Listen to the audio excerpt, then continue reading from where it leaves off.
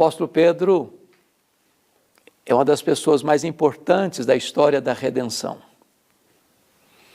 Este é um homem que orava pelos enfermos, eles eram curados. Pregava e os corações se derretiam. O apóstolo Pedro abriu as portas do evangelho para judeus e gentios. Este homem nasceu em Betsaida, irmão de André, filho de João, casado, pescador, chamado por Jesus para ser um pescador de homens, um discípulo, mais tarde um apóstolo e o líder deles. Este homem é um símbolo de quem somos, dos avanços e recuos, das subidas e quedas, das manifestações robustas de coragem e das descidas aos vales da covardia. Capaz de uma fé audaciosa, a ponto de dizer para Jesus: se és tu, Senhor, manda-me ter contigo por sobre as águas. E Jesus disse: pode vir, Pedro. E ele começou a andar sobre as águas. De repente, tomado pelo medo, naufragou. Capaz de fazer uma declaração tão linda: tu és o Cristo, Filho do Deus vivo, para em seguida repreender Jesus e Jesus dizer: arreda, Satanás, és para mim causa de tropeço, cogitas das coisas dos homens e não das coisas de Deus. Capaz de prometer a Jesus fidelidade inegociável. Contigo irei para a prisão e para a morte, estou pronto a ir contigo para a prisão e para a morte.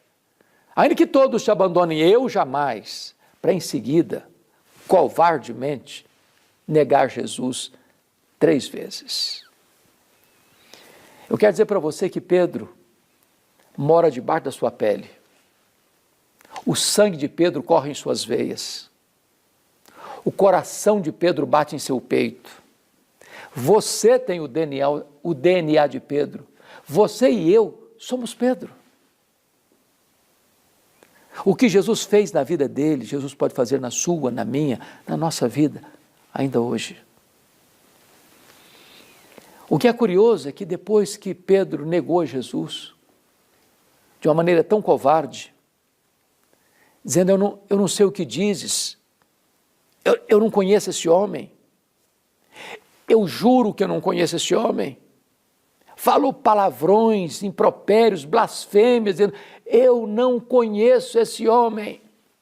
O galo cantou, Jesus cravou nele o seu olhar, Pedro desatou a chorar e saiu dali da casa do sumo sacerdote chorando amargamente. Naquela noite Jesus foi cuspido e esbordoado e Pedro não estava lá. Na sexta-feira de manhã Jesus é levado ao pretório romano, espancado, vilipendiado, condenado à pena de morte, morte de cruz. Pedro não estava lá. 9h da manhã, Jesus é crucificado. Pedro não estava lá.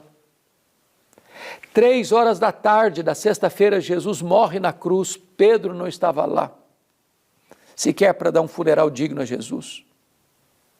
Sábado pela manhã, não é Pedro, são as mulheres da Galileia que vão ao sepulcro de Jesus. Pedro está escondido com medo dos judeus. Quando as mulheres entram, o túmulo está aberto, a pedra está rolada, elas entram, o túmulo está vazio, elas saem, tem um anjo na porta dizendo para elas assim: o que vocês estão fazendo aqui? Procurando entre os mortos aquele que está vivo. Ele não está mais aqui não, ele ressuscitou.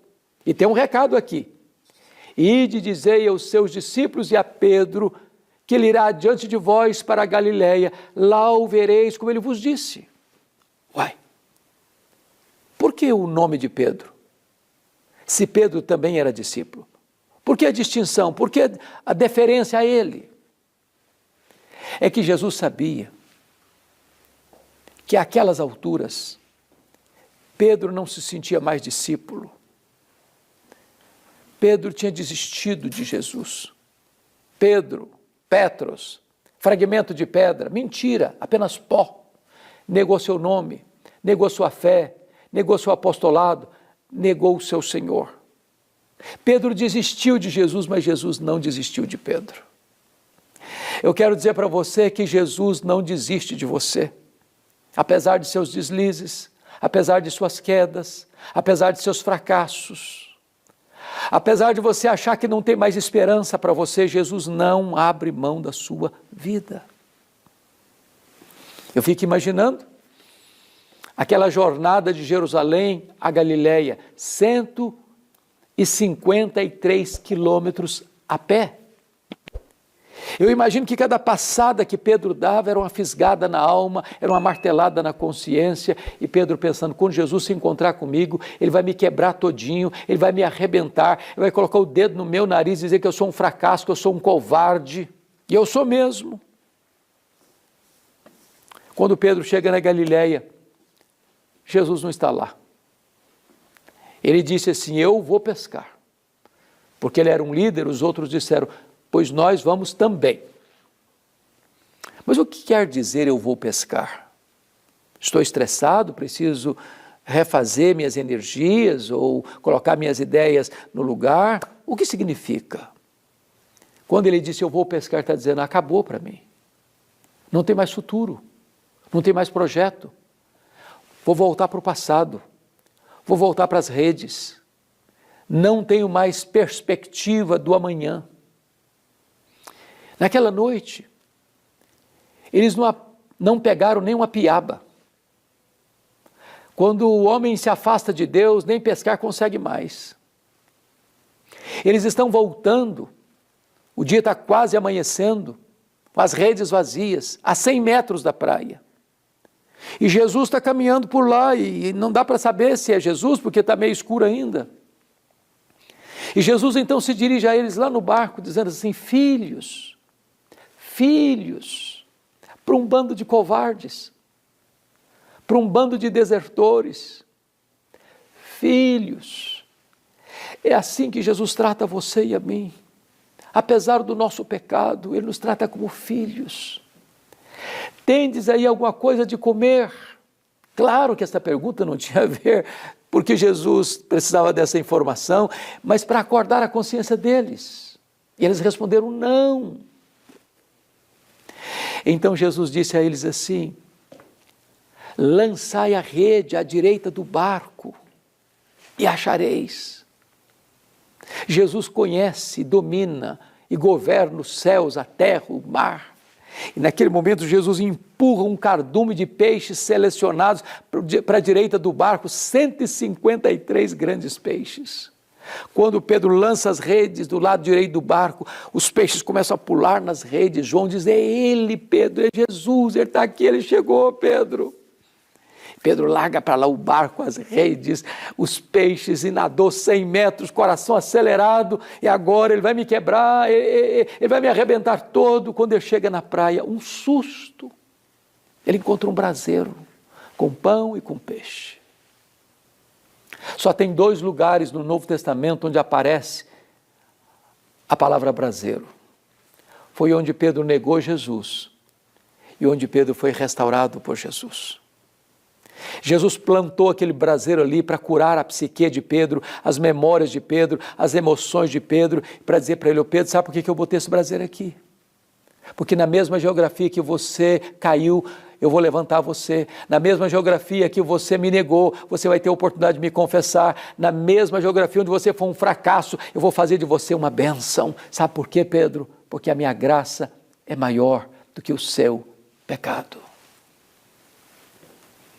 Ali Jesus alimentou os discípulos e depois Jesus pergunta assim para Pedro, Simão, filho de João, tu me amas mais do que esses outros? Por que mais, Senhor? Lembra, Pedro, que você disse que ainda que todos me abandonassem, você não? Lá você disse que você era mais crente, mais leal, mais fiel do que os outros. Você ainda pensa a mesma coisa a seu respeito. Jesus perguntou pela segunda vez, Simão, filho de João, tu me amas? Pela terceira vez, Simão, filho de João, tu me amas? Por que Jesus perguntou 3 vezes?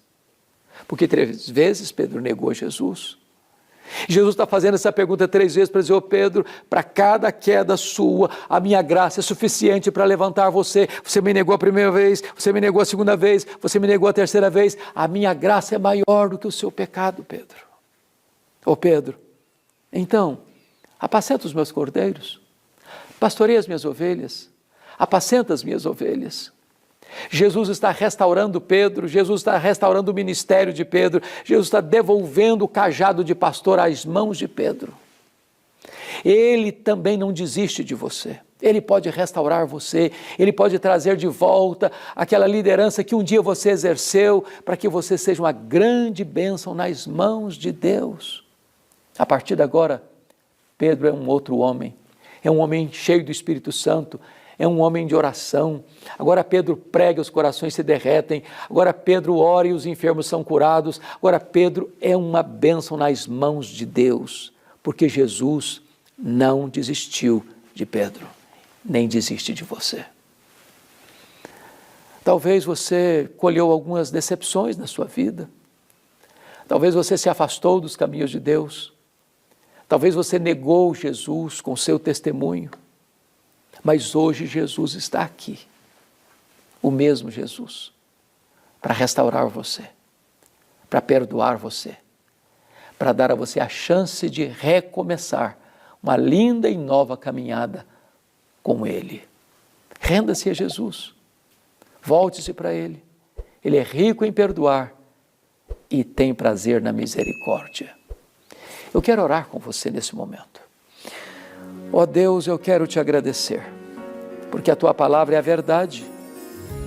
E eu quero te pedir, Deus, que Tu apliques esta palavra ao coração daqueles que nos assistem, porque eu só posso falar aos ouvidos, mas o Teu Espírito pode falar ao coração. Faz isso, Senhor.